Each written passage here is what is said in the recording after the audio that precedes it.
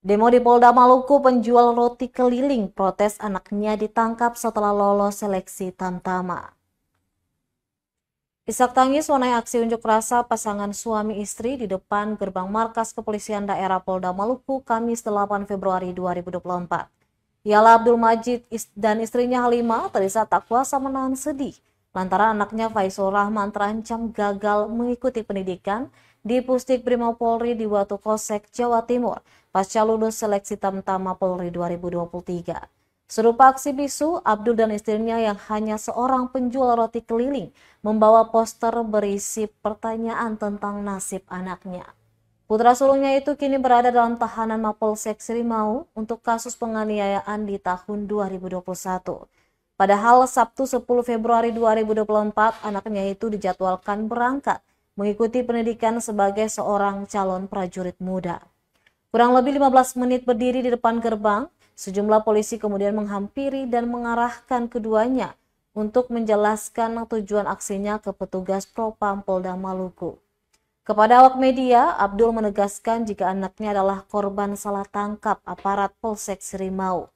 Dijelaskan penganiayaan terjadi pada Februari 2021 dan terduga pelaku bukan Faisal melainkan adiknya yang saat itu masih di bawah umur. Dan jika Faisal bersalah, seharusnya proses hukum sudah berjalan saat itu juga, bukan baru ditetapkan tersangka pada Oktober 2023.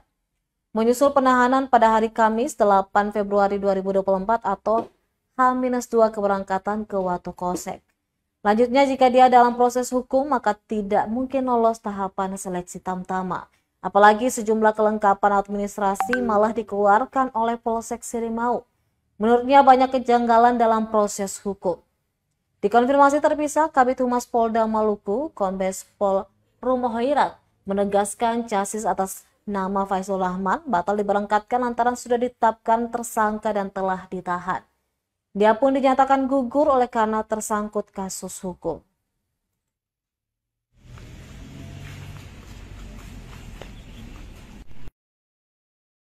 Bisa berangkat, apakah Kapolda bisa bertanggung jawab? Toh? Sedangkan dia ini ikut seleksi selama ini kan dia murid-murid. Dia sudah tetap anak, padahal dia punya saya kasih melakukan kesalahan. Mereka kan tuduh dia sebagai tersangka. Kalau pemain betul-betul dia melakukan penganiayaan. Kenapa dari kejadian dari 2021? Toh? 2021 sampai 2024 ini, kenapa baru 2024 ini baru dia diangkat, ditangkap? Setelah dia mau berangkat. Sedangkan dia urus semua berkas kan lewat kepolisian, lewat di pagi 5, dan dia juga pernah ikut Bakomsus. Dia tes, dia ambil tanda dari pos kota, dari Kapolsek dan Kamtibnas. Kenapa bisa dapat itu? Setelah itu belum bisa tahan dia gara-gara katanya dia bikin kesalahan.